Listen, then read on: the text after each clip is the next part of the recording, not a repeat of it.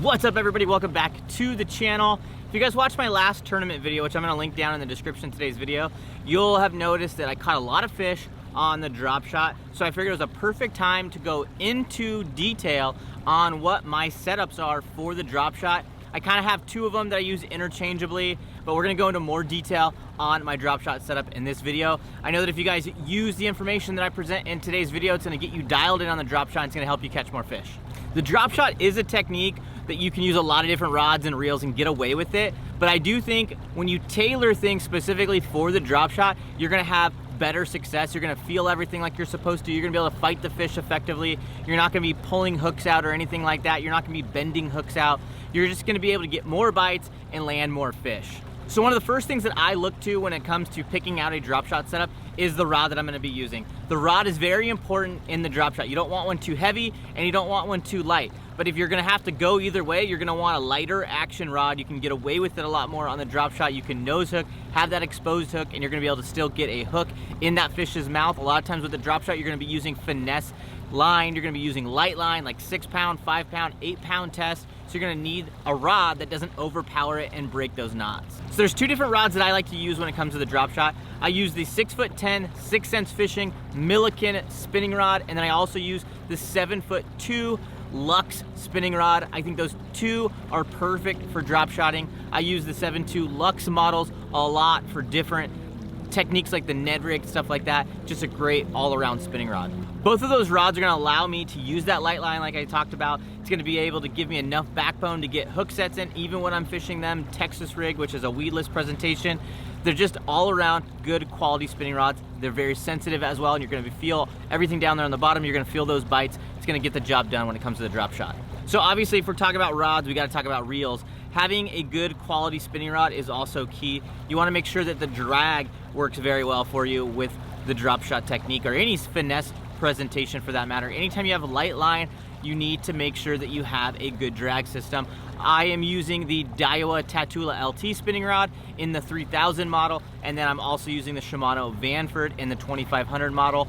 I think both of those reels have great drag systems. I've been very happy with those reels. I've been using them for a long time. I have review videos on both of those reels that you guys can check out, and I will link those also down in the description, but I think you can't go wrong with either one of those reels. So the Daiwa Tatula LT and also the Shimano Vanford are both around that $200 price range. If you're looking for something a little bit cheaper, around the $100 range, the Daiwa Fuego and the Shimano NASCI are both great options in that price range.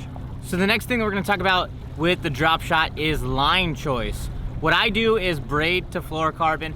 My braided line is the main line, the line that goes all the way onto my spool, and then I tie a fluorocarbon leader to that braided line. It's 10-pound Seaguar Smackdown. SX1 by Sunline is also a good option, but I've kind of leaned towards the Smackdown because it doesn't fray as much as the Sunline does. And then I'm using either Sunline or Gamma fluorocarbon, anything from about 5 pound all the way up to about 8 pound. I usually am sitting around that 6 pound test, but in that last video on my tournament, I was using 5 pound test Gamma. That Gamma line's really good, Sunline's really good as well. And again, guys, links to all this stuff are down in the description of the video. But the knot that I use to tie the fluorocarbon to the braided line is the uni to uni knot. A lot of people say the FG knot is the best one out there, but I've really just had a lot of good success with the uni to uni, so that's what I throw. The next thing we're going to talk about with the drop shot setup is the weight. You got either lead or you got tungsten, and I throw anything from 1/8 down to 3/8. I would say I'd throw a quarter, probably the most. That way I can throw it up shallow, I can throw it out deep. But depending on what depth range I'm targeting is going to depend on what size weight I'm going to be using. Obviously, shallower is going to be lighter, deeper is going to be heavier. Now, if you don't know which one to pick between lead and tungsten, really it's going to boil down to personal preference, how much sensitivity you're going to want from your weight, and how much you're willing to spend. Tungsten is much more expensive than lead, but it's also much more sensitive. So if you're fishing around rock, sandy bottom, gravelly bottom, you're probably going to want to go with that tungsten because you're going to get much better feel out of that tungsten than you are with the lead. But if you lose those weights, it's going to add up pretty darn quickly. So what I like to do is I like to use the tungsten when it matters around tournament time, and then I'll alternate between the lead and the tungsten if I'm just fun fishing or practicing. A lot of times I'm starting to go towards that tungsten a little bit more because of the fact that it is more sensitive, but I still carry lead in the boat all the time as well. Now, if you guys are interested in getting some of my own weights that I sell lead and tungsten weights. My lead weights are at omniafishing.com, tacklewarehouse.com, lastchancetackle.com, and then also in store at Last Chance Tackle, Hooked Bait and Tackle, East County Bait and Tackle as well. I'd love your guys' support with those weights. Guys, the sky is the limit when it comes to what kind of baits you can put on a drop shot. I think the go-tos are worms, but then you have the gobies, then you have swim baits, you have all kinds of stuff that can go on the end of that hook. Now you just wanna make sure that you pay attention to what type of hook you're going to use. I like to use a nose hook when I can. A lot of times I gotta go with a weedless presentation, and that's when I'm gonna go with a straight shank hook, like an owner cover shot. When I'm nose hooking, you gotta go with a hook like the 6th Sense drop shot hook, super sharp hooks. You can get a discount on those hooks on the 6th Sense website with my code LUNA10. When you nose hook the bait, you're gonna get the most natural and lifelike action possible. When you go to Texas rig it, you're gonna have that weedless presentation, which is good depending on the cover that you're fishing, but you are gonna lose some of the action out of that bait. So guys, the drop shot technique is a must-have technique.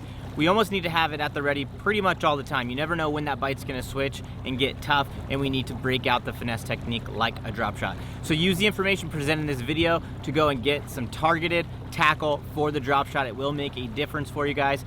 And then also, if you wanna watch a video where I'm catching some drop shot fish, click the video that's on the screen right now, and I will see you guys in the next video. See ya!